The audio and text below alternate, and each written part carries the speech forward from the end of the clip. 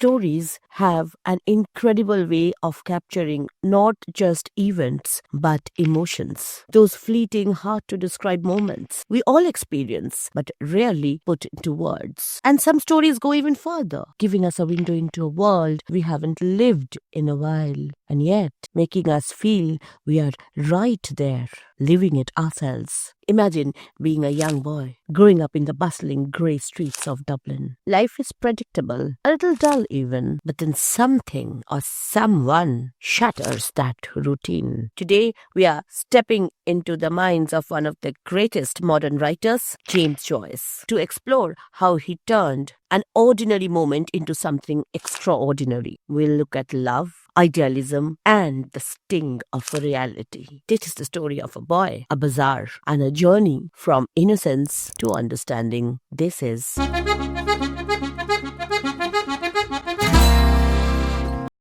James Joyce is one of the most important and influential writers of the 20th century. He is known for changing the way stories were written. He experimented not only with language but also with the content, and he talked about the human psyche. Even though he spent most of his life outside Ireland, Dublin was at the heart of almost everything he wrote. His works are like the snapshots of the city, showing the everyday struggles, routines, and dreams of its people and their disappointment too. One of Joyce's earliest masterpieces is Dubliners, a collection of 15 short stories, including Araby. These stories focus on everyday people and moments that might appear to be very ordinary, but then suddenly they reveal something bigger about identity, self-awareness, life's challenges. Araby is a great example of this. Joyce is also known for pushing the boundary of storytelling or narrative technique with works like A Portrait of the Artist as a Young Man and Ulysses. But even in his early stories like Araby, you can see his genius and how the smallest moments can reveal biggest truths. The word Araby is a romantic way to refer to the Middle East. But there is no such country called Araby there. The word was popular during the 19th century and it's a part of, the colonialist Occidental gaze or perspective of the Middle East as a land of magic and mystery. So Araby is not just a location, it's a way of looking at a place. It's about the magic and mystery that the people of Europe associated with places in the Orient. Let's look at the text. North Richmond Street, being blind, was a quiet street except at the hour when the Christian Brothers School set the boys free. So we are directly given a setting here, and the setting is North Richmond Street. It's a street in Dublin. And if you are talking about autobiographical links, well, in around 1894, James Joyce was 12 years old and he lived at 17 North Richmond Street. And actually, the family lived there from around 1854 to 1896. So he is writing about a place with which he was not just very familiar, but which served as the setting for his formative years when he was growing up. What is interesting is the word blind in the first sentence itself. Normally, a blind street means a street which leads to no further streets, which ends with a house at the end. Okay, so it is not going anywhere from there. But if you look at it symbolically, it might give you the feeling of being stuck at a place, having no escape. So North Richmond Street is kind of a setting which allows us to get into that world where the narrator is going to give us certain hints about the nature of the place and nature of the people who are stuck in there. So there is a school called Christian Brothers School, and when the boys from that school are set free at the end of the day, at that time the street gets noisy, otherwise it stays very calm. An uninhabited house of 2 stories stood at the blind end. So the point where the road ends has a house, but that house is uninhabited. Nobody lives in that house. Again, a sense of absence is felt immediately. Detached from its neighbors in a square ground, the other houses of the street, conscious of decent lives within them, gazed at one another with brown, imperturbable faces. Now, houses are obviously personified here. They are presented as if they are persons looking at each other.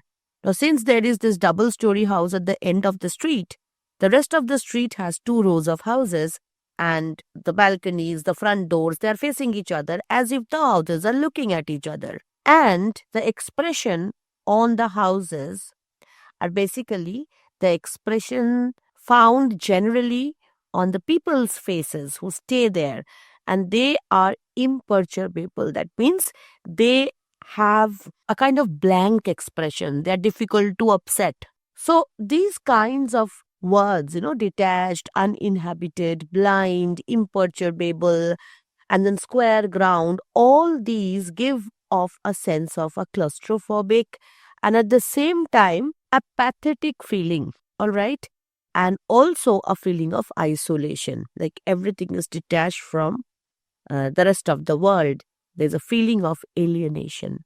Some people say that for Joyce, the setting is the character. So it is one of the characters, definitely, and it is as important as the central character we are about to meet.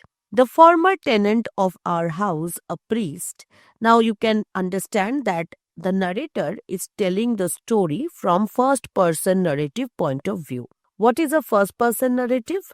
Where the narrator is a part of the story and the story is presented through these expressions like I, our, as if the narrator is telling the story of his or her life.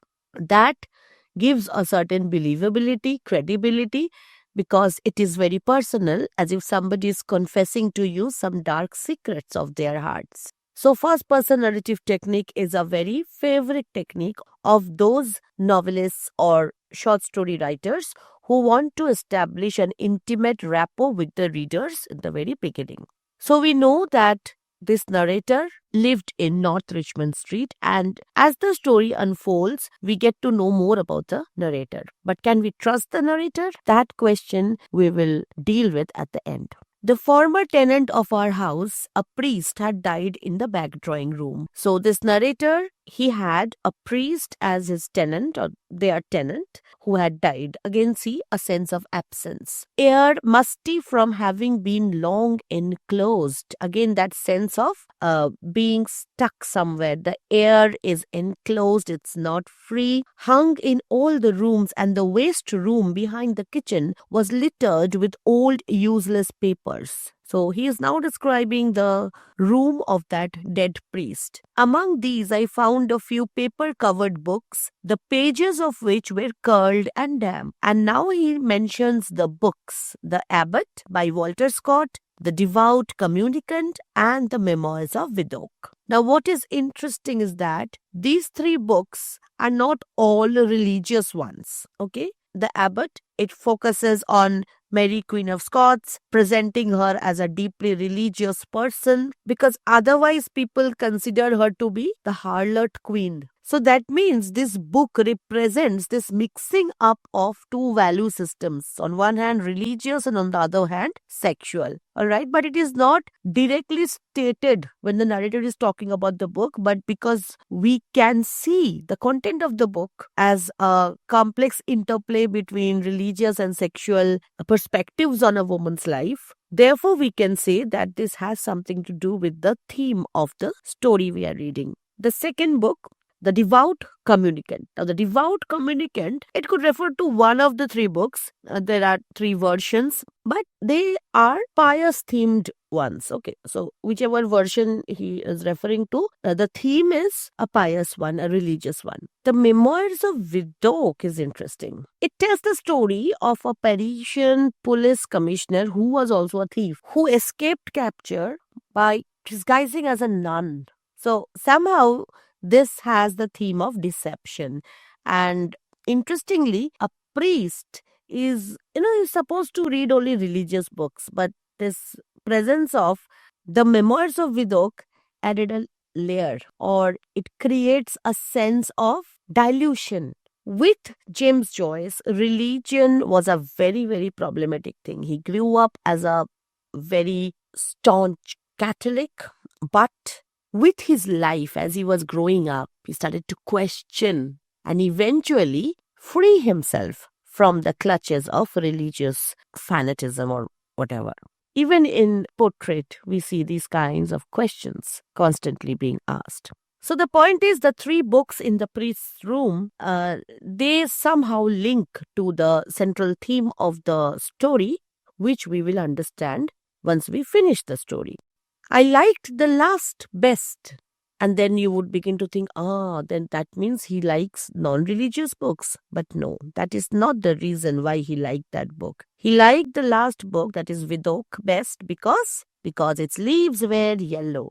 This is where we begin to understand that this narrator is a young boy, because no grown-up person would tell you that I like a book because of its color.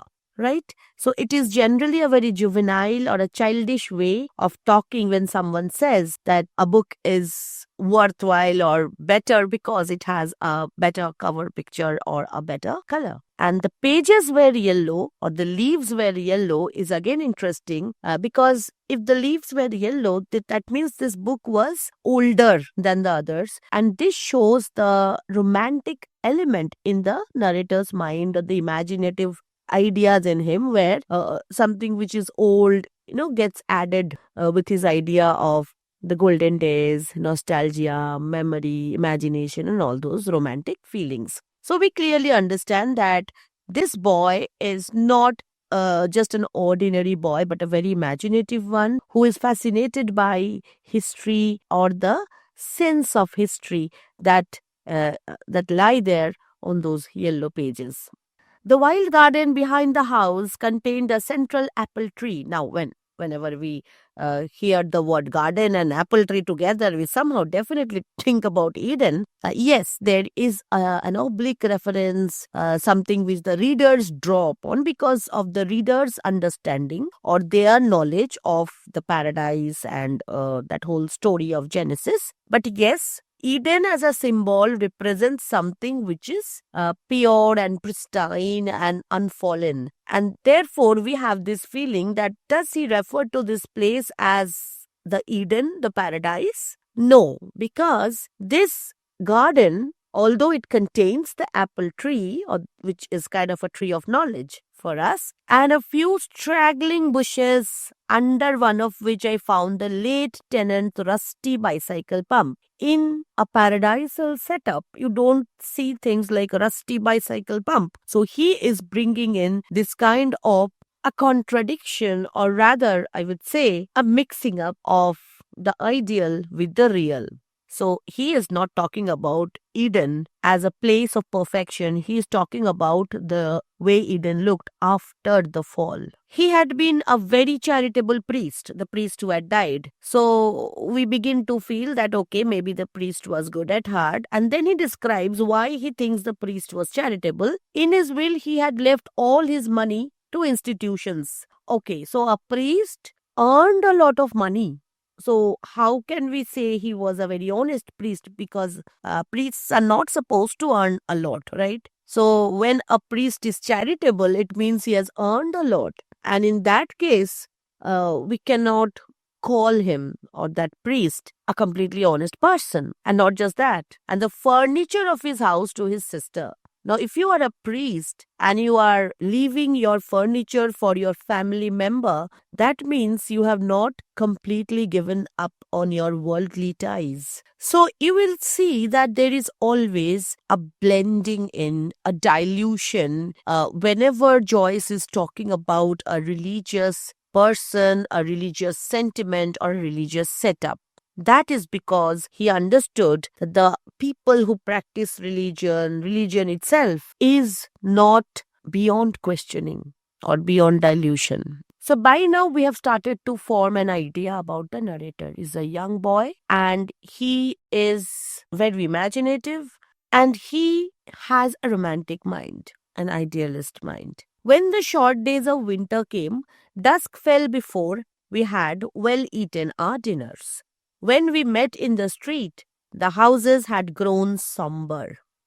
The space of sky above us was the color of ever-changing violet, and towards it the lamps of the street lifted their feeble lanterns.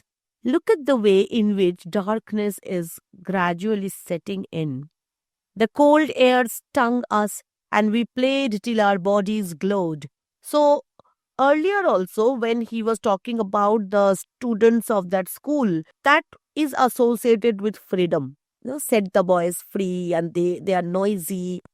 And here also we see that they are fighting against the cold, they are fighting against the darkness, and with their games and activities, physical movement, these little boys, they are challenging these depressive airs and their bodies were glowing. So, childhood, excitement, games, these were the strategies of combating the kind of paralysis that otherwise pervades the place.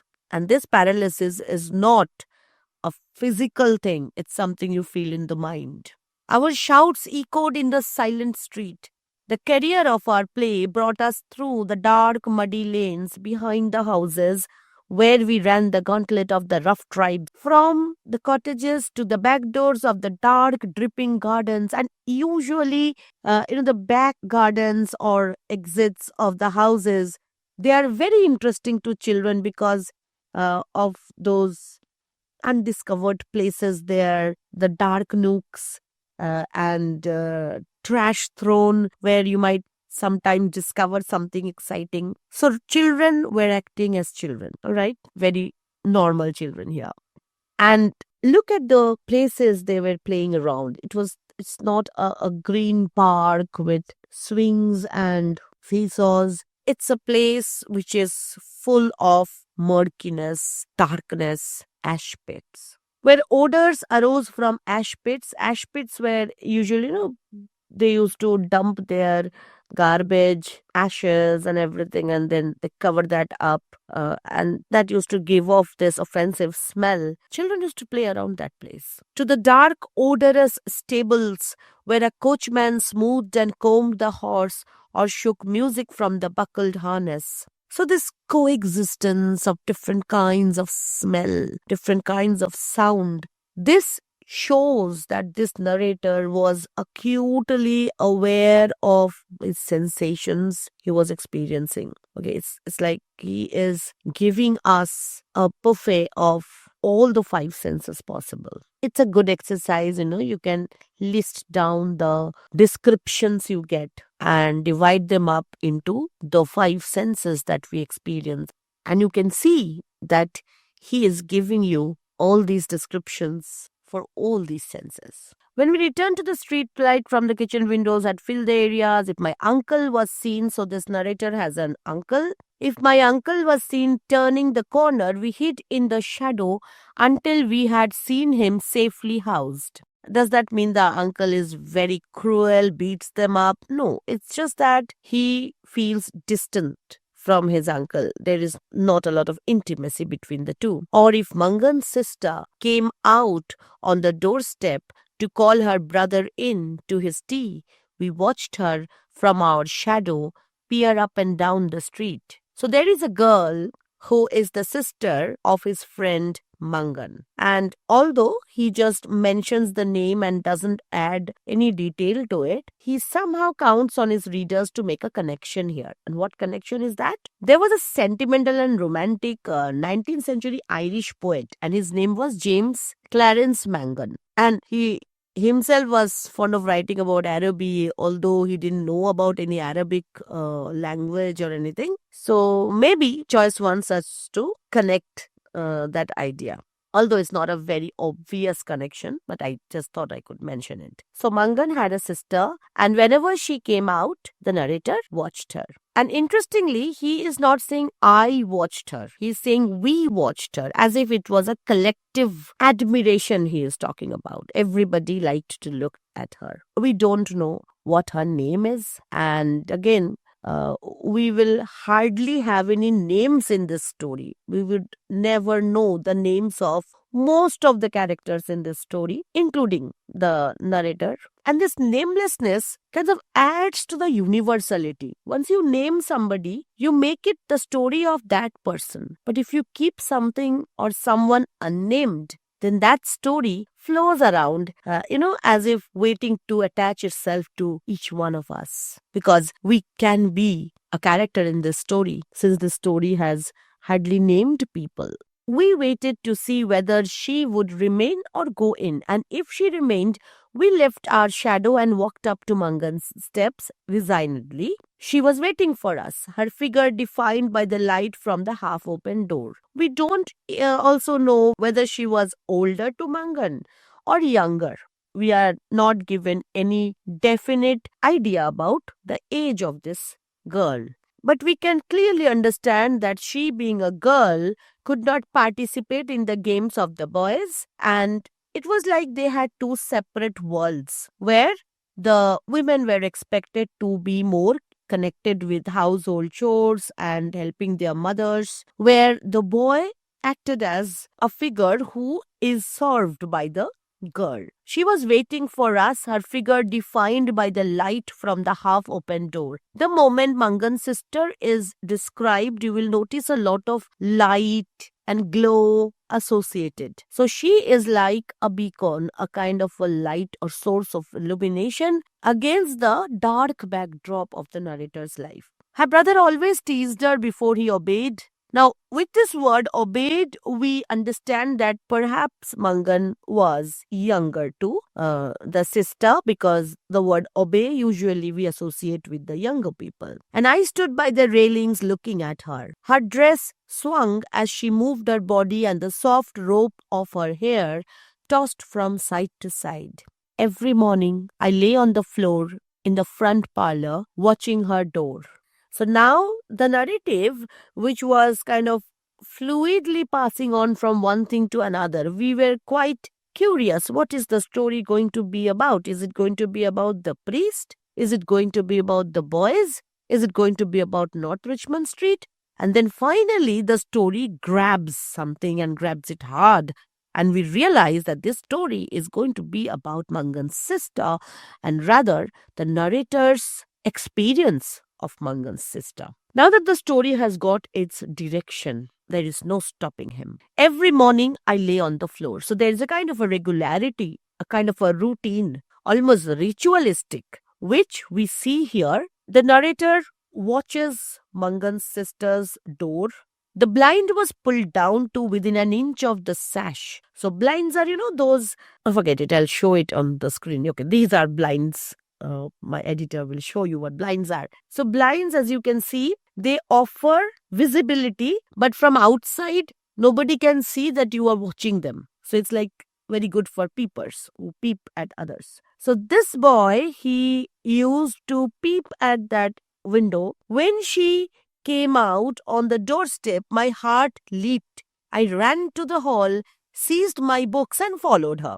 I kept her brown figure always in my eye. Now, it's not that she was brown, like she was non-Irish or something. No, brown as in something which is very vital, which is visible against that dusky background. Okay, so she was a prominent figure in his eyes, and she used to walk towards her school. He used to follow her. They never talked, and he maintained that distance. When we came near the point at which our ways diverged, so her school was on one side and his school was on another side. There were no co-ed schools back then. At that point, what happened? He was following the girl. Then he knows that the crossroad would come where she would go this way and he would go this way. He would simply walk very fast to cross her and go towards his school faster, as if he wasn't following her. So all these little pretenses, tell me honestly, haven't you ever felt something like this in your life when you were young in school? Or maybe you thought you liked a girl or you thought you liked a boy, and it was so difficult to tell. And at the same time, it was such a very weird feeling, where you would think about that feeling, and the more you couldn't express, the bigger hold it had on you. Joyce can take you back to your own good old days. This happened morning after morning. I had never spoken to her except for a few casual words, and yet her name was like a summons to all my foolish blood. Summons is like those court orders which make you rush towards the court. If somebody has like complained against you and the court has summoned you, it means something which you cannot resist. You will have to respond to. And it can also be the summons of God. So somehow, Joyce, or rather the narrator, is associating the feverishness, the intensity to religious intensity of someone who thinks about God, and whenever he utters God's name, something fills up from inside and he rushes towards a church. In the same way, this girl generated intense feelings in our narrator. And he knows that it is foolish. His blood is foolish. Her image accompanied me even in places the most hostile to romance. If you have ever fallen in love, you would realize how true this is. You don't have to have that wonderful snow mountain set up. Very ordinary places would suddenly change and transform. And you don't even have to have the person with you. Just thinking about the person would transform the place into a dreamland. This is what happens, especially with adolescent love, where you hardly have a sense of reality, hardly have a sense of propriety.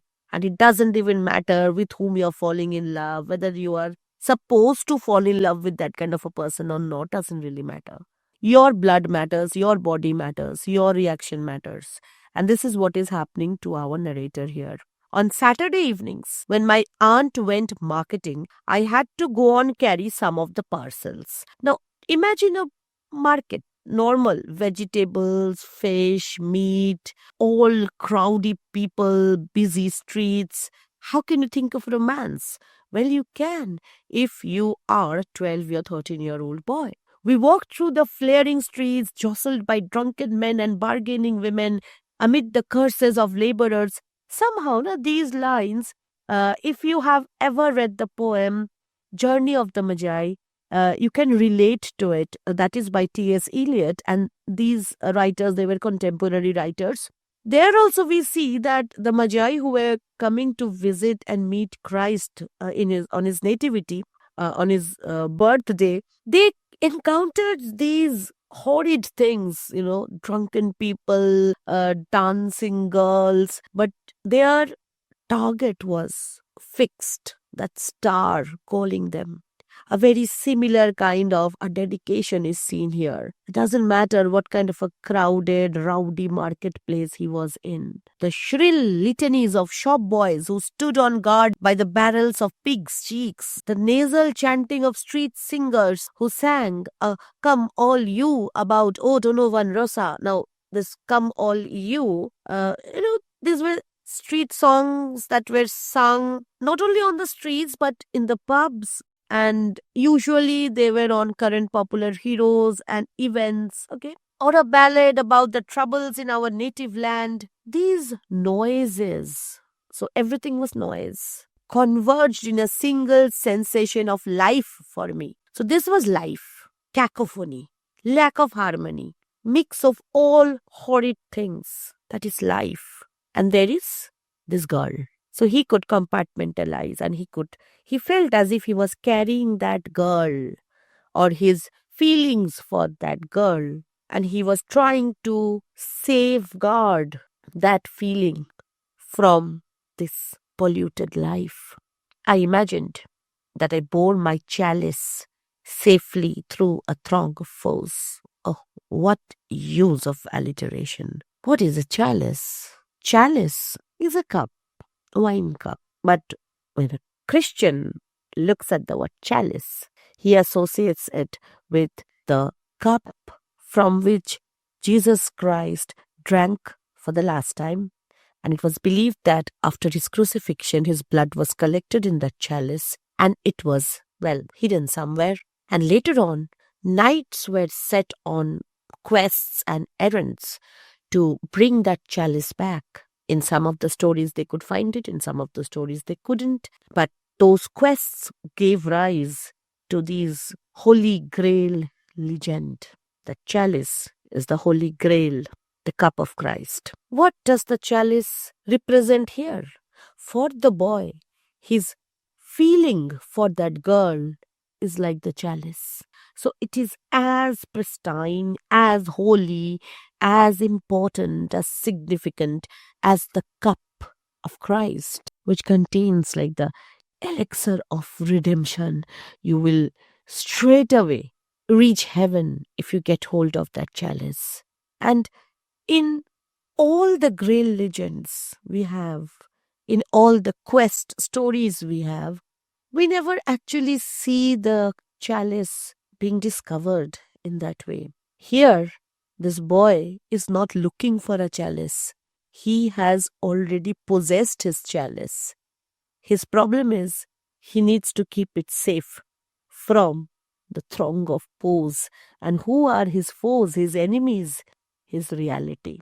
It's not that people are harming him deliberately, but he wants to keep that emotion untouched because he knows how drab and dreary reality is, how insensitive people are. He wants to protect his emotion. Like he was a knight who has already got his chalice. Her name sprang to my lips at moments in strange prayers and praises which I myself did not understand.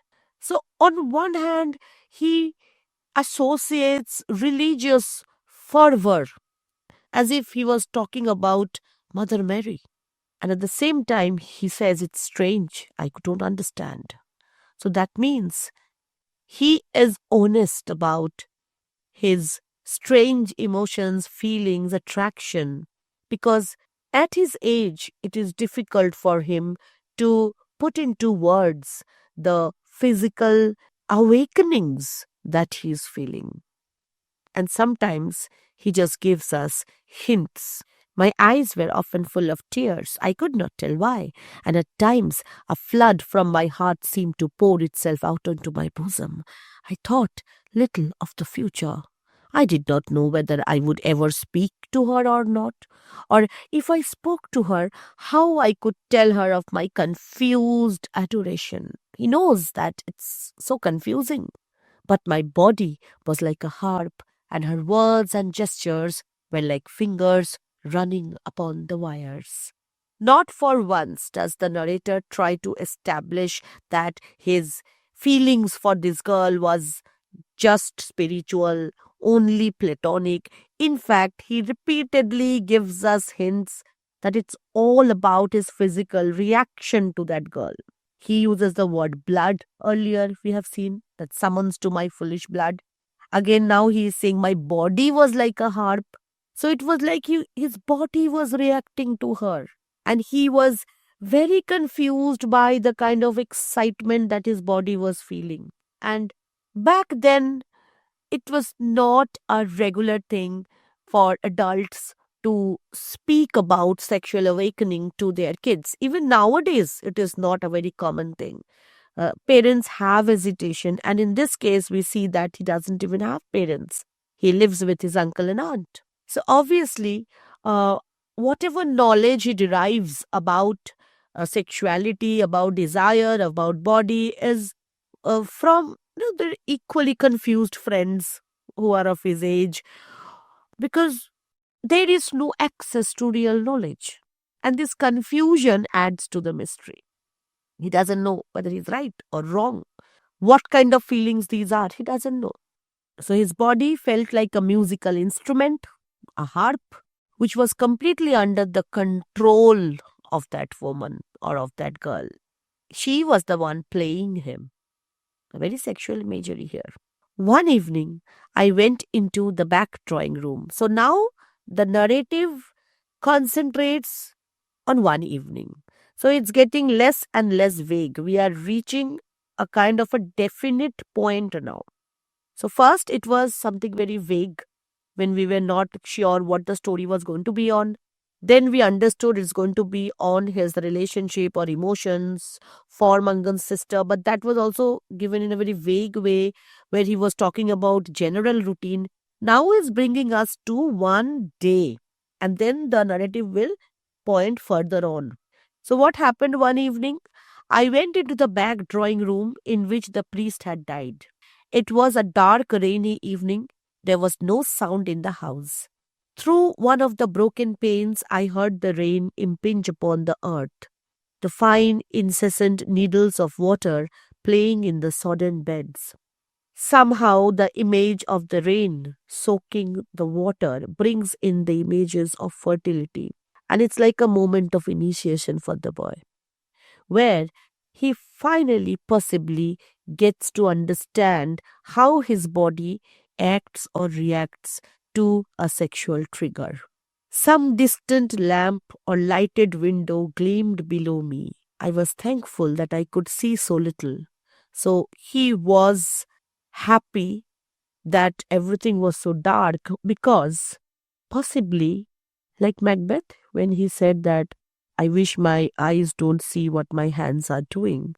With that kind of a feeling, he's saying that he's possibly engaging in some kind of an act which the religious books and the priests would term as sinful, an act of pleasing himself perhaps in a sexual way.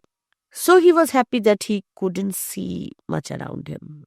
He was feeling guilty, possibly, because of all the ideas that are thrust upon him while he was growing up. All my senses seemed to desire to veil themselves. He was trying to hide his own feelings from himself. He was coming face to face with his own desires, and he was feeling ashamed. And feeling that I was about to slip from them, I pressed the palms of my hands together until they trembled, murmuring, oh love, many times. The intensity and the desperation in him. Am I doing something wrong?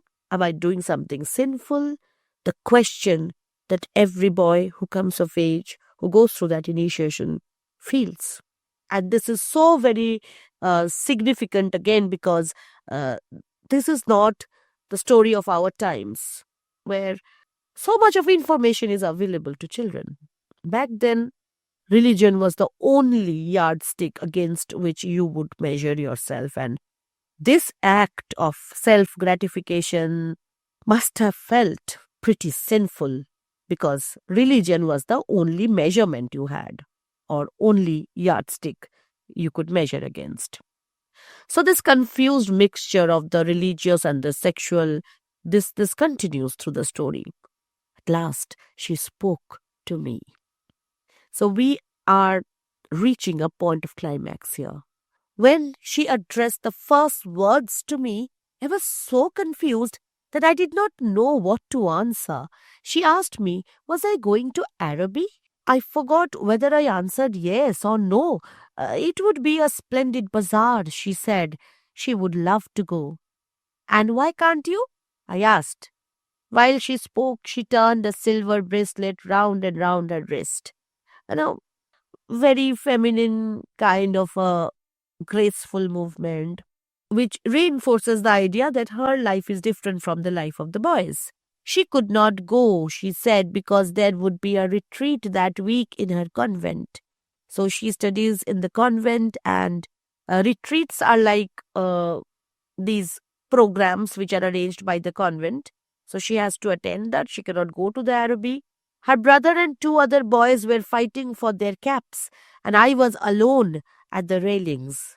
After Christ was crucified, the Roman soldiers, they wanted to grab Christ's clothes. And who would take his clothes? They threw dice to decide. So this is very much, coming in. You can leak these kinds of ideas. I don't know which level you are studying this story in. If you are in high school level, then maybe all these allusions are a bit uh, deeper for you. But if you are doing it in your UG or your PG classes, then definitely you might consider putting all these allusions, all these suggestive references in your answers if you want. Look at the graphic way he's describing the girl. She held one of the spikes, bowing her head towards me. So she was either standing on a loftier place, higher place, or she was taller than him and she was kind of bending towards him. The light from the lamp opposite our door caught the white curve of her neck, lit up her hair that rested there, and falling lit up the hand upon the railing. So she was kind of having a halo about her because the light was coming from behind her and her body was creating the shadow, and light was kind of glowing out of her sides as if she was illuminated with the halo. It fell over one side of her dress and caught the white border of her petticoat just visible as she stood at ease. "It's well for you," she said. It's a kind of, maybe she is a bit envious also because she cannot go and he can. But he is so confused, he cannot respond appropriately, and he just says a very weird thing. "If I go, I will bring you something." And this sounds so juvenile, so childish. But that commitment, it's like a medieval knight is setting on a quest. And that will animate all his actions for the following days. What innumerable follies laid waste my waking and sleeping thoughts after that evening. Everything else was a waste of time. My studies, waste of time. My school, waste of time. The only thing that mattered was that I was going to Araby to bring her something. I wished to annihilate, vaporize, vanish off what? The tedious intervening days. He was so excited that he wanted the days to simply vaporize so that he could reach that point immediately. I chafed against the work of school at night in my bedroom, and by day in the classroom. Her image came between me and the page I strove to read. The syllables of the word Arabi were called to me through the silence. So the same thing, like whatever impact or whatever emotion that girl generated in him, the same kind of things the word Arabi generated in him. So Arabi becomes kind of a metaphor of his emotions now. So it's not just Arabi being a fascinating word. It's not that he's linking Arabi to Arab and mystery. For him, Arabi has its own personal connotation of mystery, own personal connotation of romance, which has nothing to do with colonialism, nothing to do with Orientalism, nothing to do with the way the West looked at the East. It is the way he looked at the Mangan sister. Arabi here is not then a public metaphor of wonder. It is a very private metaphor. The syllables of the word Arabi were called to me through the silence in which my soul luxuriated and cast an Eastern enchantment over me. I asked for leave to go to the bazaar on Saturday night. My aunt was surprised and hoped it was not some Freemason affair. Now, the Freemasons, they were a secret brotherhood who were mostly, they were a collection of scientists or scientific-minded people who protested against many of the superstitions and practices of the Catholic Church. And even many of the Protestant Christians, they were part of this Freemason brotherhood. So for Catholic people, the Freemasons were like enemies, okay, of the opposite party.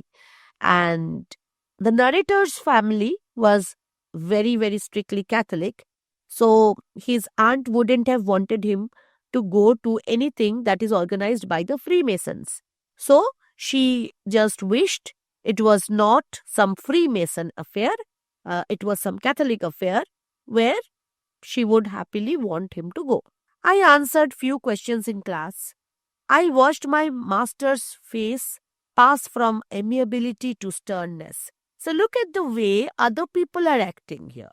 For his aunt, the word Araby doesn't generate any kind of mystery or romance. She is rather more bothered about who the organizers are. So, reality check. Okay. The school teachers, they provide him with different kind of a bitter reality. All right.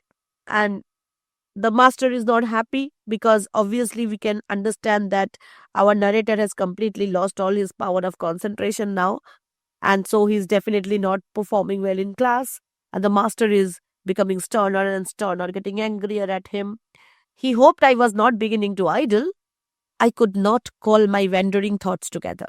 I could not focus. My thoughts were all wandering, means going here and there. I had hardly any patience with the serious work of life, which now that it stood between me and my desire, so all my serious work was now standing between me and my desire. My desire is to reach Araby, bring her something. Seemed to me child's play, ugly, monotonous child's play. So my serious life was now ugly, monotonous child's play, not serious at all. The only thing that mattered now was his commitment to bring her a gift. On Saturday morning, I reminded my uncle that I wished to go to the bazaar in the evening. He was fussing at the hall stand looking for the hat brush, answered me curtly, "Yes, boy, I know." So, see, nobody's bothered. That is the reality. He might have all these fascinating moments and emotions, but people around him consider this as a very, very mundane, ordinary thing, going to the fair. As he was in the hall, I could not go into the front parlor and lie at the window. So, normally, what he does, he waits for Mangan's sister to come out of her house and then he goes out. Like we have seen him doing that.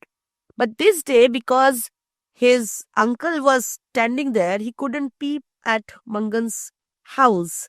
And that's why he missed the opportunity of walking with her. I left the house in bad humor and walked slowly towards the school. The air was pitilessly raw, and already my heart misgave me. So there is a kind of a premonition, as if something bad is about to happen. When I came home to dinner, my uncle had not yet been home. So now we as readers begin to worry, oh, maybe he will not get permission to go. Maybe he will not be able to reach Araby. That is what would a misfortune look like, right? What could go wrong? He cannot reach Araby, that could go wrong. Let's see what goes wrong. So the uncle doesn't come on time.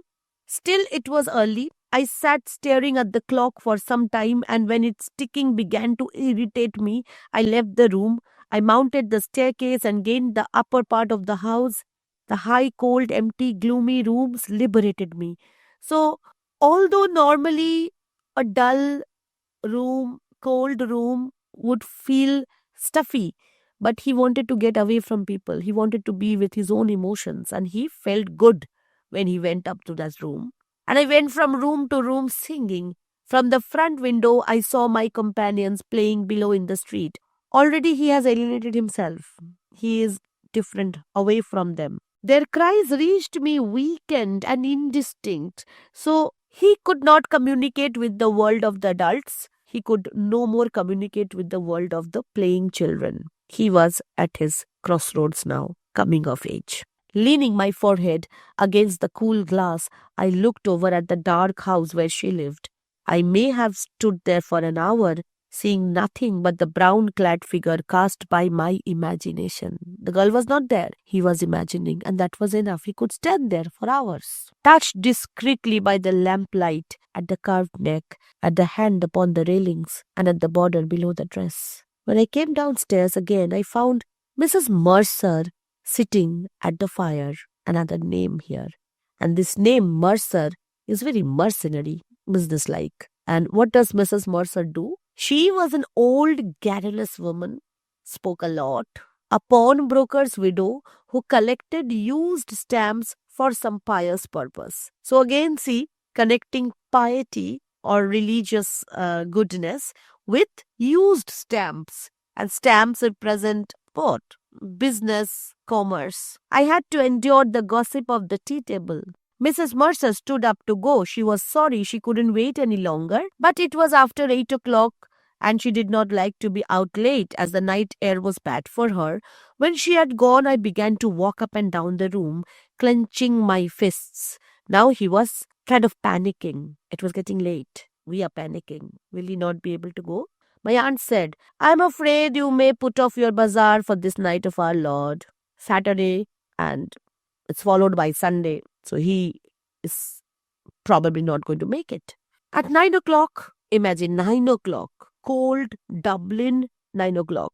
It's not the most ideal time to go and visit a fair, and possibly the shops would be closed by the time the child would arrive there. My uncle's latchkey in the hall door. So the uncle returns. I heard him talking to himself, heard the hall stand rocking when it had received the weight of his overcoat. I could interpret these signs when he was midway through his dinner. So what was he interpreting? That the uncle was quite drunk. So must be in a good mood. I asked him to give me the money to go to the bazaar. He had forgotten. So whatever conversation he had in the morning, he had forgotten. The people are in bed and after their first sleep now. It's so late now. What you are going to go to the bazaar for?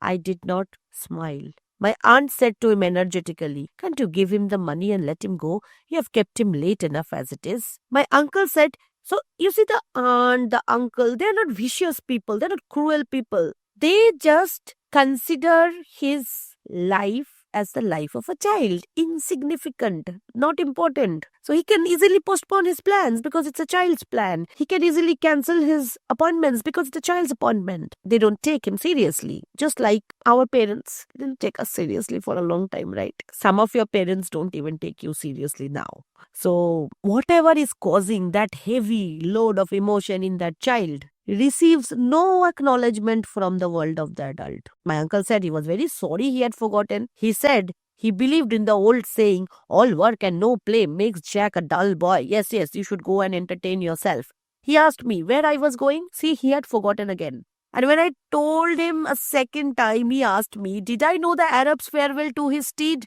Now, there is no connection between the fair and the poem. But because the uncle is a typical European, whenever he hears the word Arab, Arabi, whatever related to the Middle East, he instantly remembers this poem. This is the part of the colonialist mindset. And that poem was actually very interesting also. It was by Caroline Norton and it was very popular during the time of Joyce. In the poem, an Arab boy sells his horse for money, but at the last moment when the horse was about to be taken away, he rushes after that man and wants the horse back, tries to return the money. And the final stanza is very beautiful. I'll read that to you. Who said that I had given thee up? Who said that thou was sold? It is false, my Arab steed. I fling them back their gold. Thus I leap upon thy back and scatter the distant plains. Away, who overtakes us now shall claim thee for his pains. So it has a happy ending. But who cares? Our narrator wants to go to the fair. He doesn't care about the Arab boy and his steed and his romanticized story. When I left the kitchen, he was about to recite the opening lines of the piece to my aunt. I held a florin tightly in my hand. The coin, and it was quite a substantial amount. It's not that the uncle was not generous. He gave him an appropriate amount so that he could buy something. He was holding on to this florin because that was going to get him the gift. And he rushes down and the entire journey is described to us. And he describes it with a lot of irritation. And we can understand the rush he is in. As I strode down Buckingham Street towards the station, the sight of the streets thronged with buyers and glaring with gas recalled to me the purpose of my journey. I took my seat in a third-class carriage of a deserted train. Look at the words again, deserted. All loneliness creeping in. After an intolerable delay, the train moved out of the station slowly. So it's like he is denied any kind of approach towards Arabi. He is stopped every moment and he is feeling such anxiety when such expectations still there. It crept, the word crept. It crept onward among ruinous houses and over the twinkling river. It's like In some of the Grail Legend or Holy Quest series, we have the knights going through places where there would be ruins all around them of palaces. A very similar kind of an image is brought in here. The train was going through areas where there were ruins of houses. At Westland Row Station, a crowd of people pressed to the carriage doors, but the porters moved them back, saying that it was a special train for the bazaar. I remained alone in the bare carriage. In a few minutes, the train drew up beside an improvised wooden platform. So, this bazaar was a temporary one, right? And so, the train station or the platform where the train would come and stop, that was also temporary. So, it was a makeshift kind of an arrangement. I passed out onto the road and saw by the lighted dial of a clock that it was 10 minutes to 10, to 9:50. In front of me was a large building which displayed the magical name. So he could see the sign that was there. So again, expectations are growing because now he is giving us some imagery of light. I could not find any sixpenny entrance, and fearing that the bazaar would be closed, I passed in quickly through a turnstile. Turnstile are those gates where you have to turn the gate to enter, handing a shilling to a weary looking man. So at this point, it didn't matter to him whether he was spending more or less, he had to enter. I found myself in a big hall, girdled at half its height by a gallery. So there was this hall, and girdle is a belt. So imagine a very huge hall, and imagine that hall to be a human being. So where will the belt be? In the waist. So similarly, midway around the hall, a gallery kind of a thing was made. Nearly all the stalls were closed, and the greater part of the hall was in darkness.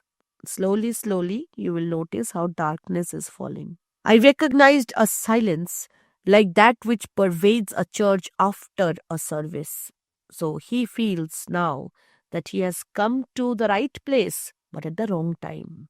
I walked into the center of the bazaar timidly. A few people were gathered about the stalls which were still open. Before a curtain, over which the words Cafe Chantant were written in colored lamps, two men were counting money on a salver. I listened to the fall of the coins. A very, very eerie kind of a setting here is placed before our eyes. And somehow, when you again look at the word salver, salver is basically a plate on which you keep a wine cup, a chalice. So, although this is just a random salver he's talking about, a plate on which two people are counting money, nothing exceptional about it.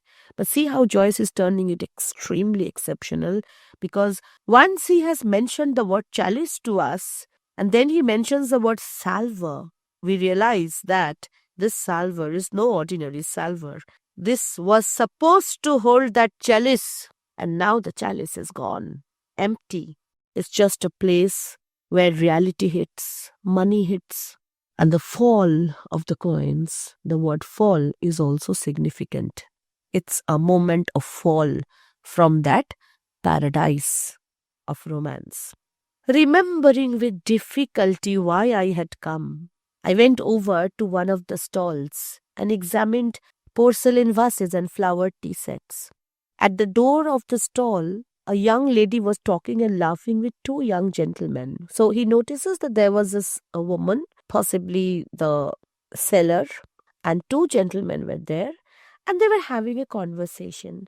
He listens to some of the bits and pieces of conversation, but he doesn't have any idea about what they're talking about. What is the context? He just gives us whatever he hears. And that is like a very, very random set of statements which generate no specific meaning. I remark their English accents and listen vaguely to their conversation. So, here another thing is very important, that is, these people in that fair, they were English, and the narrator is Irish. Ireland was much under the rule of the British throne, right? And Obviously, they felt like the British people were very condescending towards them, always looked down upon them. And that is the reason why the Irish people rebelled. So, the fact that these people were English means that the narrator was already feeling alienated, subjugated, beaten down, not at home.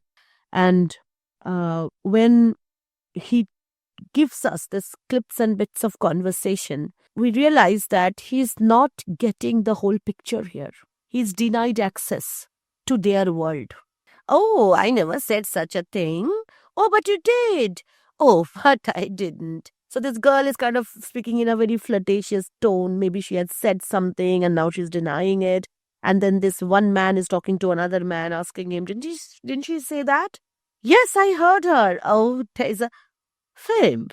So when they suddenly notice this boy, he is just an interruption in their conversation, nothing more than that. Observing me, the young lady came over and asked me, did I wish to buy anything? The tone of her voice was not encouraging. She didn't want him to actually stay even. She was enjoying her talk with these two men. The world of the adults is hardly the world of romance. It's just the body, and the spirit is gone. She seemed to have spoken to me out of a sense of duty.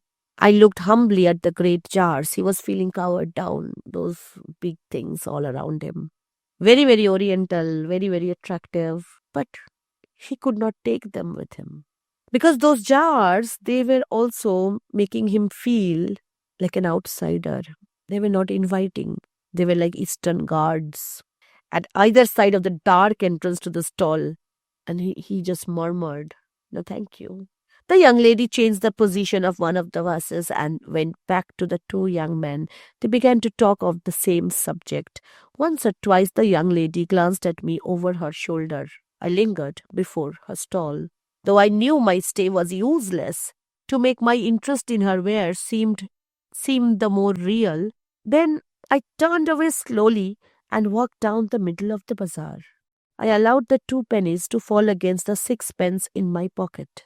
The coins are now falling in his pocket. I heard a voice call from one end of the gallery that the light was out. Darkness was coming up. The upper part of the hall was now completely dark. So you can almost witness a kind of a spiritual fall. It was a moment of realization for him. Gazing up into the darkness, I saw myself as a creature driven and derided by vanity, and my eyes burned with anguish and anger. What realization is this? Vanity. He thought his emotions mattered. He thought that he was important because he was in love. He thought that this whole world was revolving around him because he was in love. But this world doesn't even acknowledge his emotions. When I was of your age, we read Araby when we were in our college. At first, I thought, I was very mature then, I thought that was this girl Mangan's sister? Did he feel disillusion because he thought she is such a Mary-like person, and now he comes here and sees that she is flirting with the 2 men? Must have been Mangan's sister. This was my reaction. Now I realize that I was so wrong. This girl was so away from his vision of Mangan's sister. This girl, these 2 men, they represent the grim reality where emotions, sentiments, religious fervor, devotion, these things don't exist. So he realizes that it was so stupid of him to think that he was the knight in a shining armor who could bring something precious from this fair and gift it. It is not just his inability to get a gift. It's his inability to even want a gift anymore. It's not that he thinks that his love is insignificant. He understands that Araby does not exist. Araby as that pristine place of that perfect paradise, promise of gift, does not exist. He feels angry because he feels belittled. he feels that Araby is rejecting him. Now, what is most interesting is that when this story started, we had the word blind. And when this story ends, we have the word see. So it's like a movement from blindness to sight, a movement from illusion to disillusionment. I don't know if we can actually talk about anything else after we finish reading Araby, or we should talk or not. But if you have to get back to your drab reality of writing answers, you should concentrate on how the narrator is presented here. And as I was talking about reliability of the narrator, you will have to say that the narrator does not deliberately lie. So it is a reliable narrator we are looking at, but the narrator is taking up the persona of a young child who just probably started on his adolescent journey. So there is an element of immaturity at times, but not in the narrative or not in the use of words that we have here, but in the way the mind of the narrator is presented to us. And it's definitely not any omniscience we are talking about, because first person narrative can never be omniscient. So it is only the mind of the narrator that we are allowed to look into. And you already get some preliminary touch of stream of consciousness here, where we have a lot of psychological depth reached. The other question which you can consider preparing is the way in which the word Araby is made significant, or how the title is justified. And first you have to talk about the way it creates a sense of expectation and the way it reaches a kind of a disappointment. So I have a write-up on Araby. If you are interested, you can find the link in the description. You can go through that, where I have also talked about the way in which love, idealism, disappointment is presented in the story. The most important concept that you need to understand is this moment of realization that we find in Joyce's writings. It is technically called epiphany. And epiphany is, again, a religious word. It is the moment in which Christ was revealed to the Magi. So truth is revealed to you. That is epiphany, where an ordinary child is manifesting in the form of Christ in front of the Magi. In the eyes of the Magi, it's not an ordinary child anymore. So when in your eyes, your life moment becomes more than just an ordinary moment, that moment of realization is very similar to anagnorisis in trauma. That is the moment of epiphany.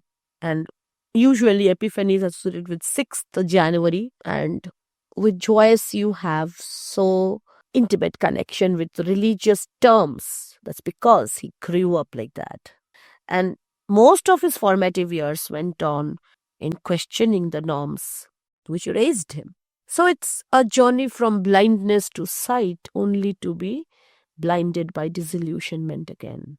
What's the point of this story? What happens in the story? It makes us understand that the story doesn't have to be about things happening, but it definitely has to be about making us think. I told you, he changed the ways stories were written.